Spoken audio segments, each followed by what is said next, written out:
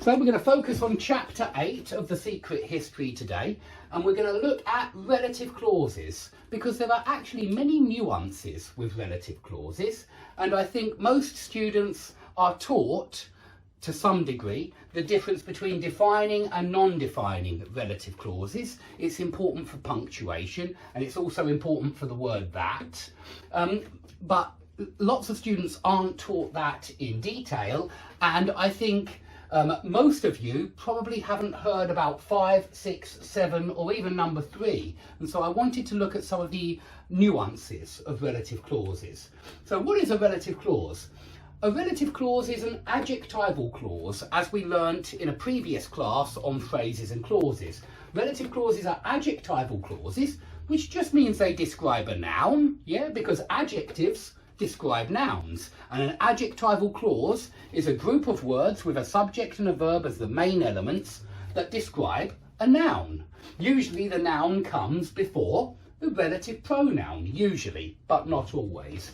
Usually the noun which is being described by the relative clause comes right before the relative pronoun, and relative pronouns are who, whom, whose, which and that, okay? However, things aren't that easy, unfortunately, because sometimes we leave out the relative pronoun in a relative clause. And we have actually already seen this in this sentence here, which came up in a previous class, okay? And so I want to answer question number 1.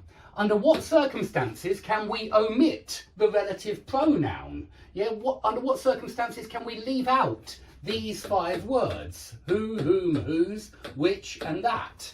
Let's have a look at that sentence we had earlier in a different class. We had this sentence. They were able, and I think he was talking about poor people who lived, working class people, let's put it like that. They were able to see past it to the real Henry, the Henry I knew. Now in this sentence it did not say the Henry whom I knew, but it could have. The truth is, it just omitted the relative pronoun whom. It just omitted it. So why can we omit whom in this sentence, but in other sentences the who or the whom or which or that can't be omitted? Why is that? So let's answer that question first. If the relative pronoun is the object of the verb in the relative clause, then it can be omitted. And this is really for defining relative clauses only.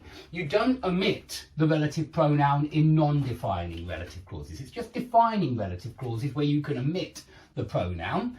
And here we are defining which Henry.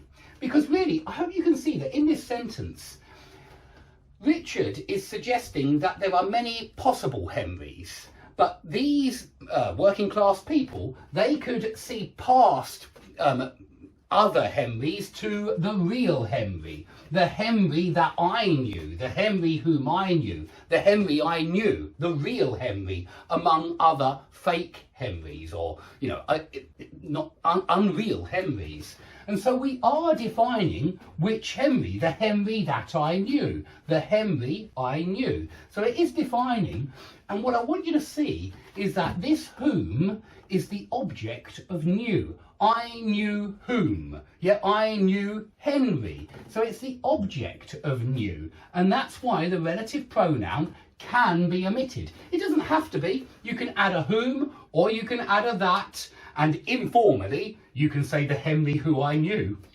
That's fine as well.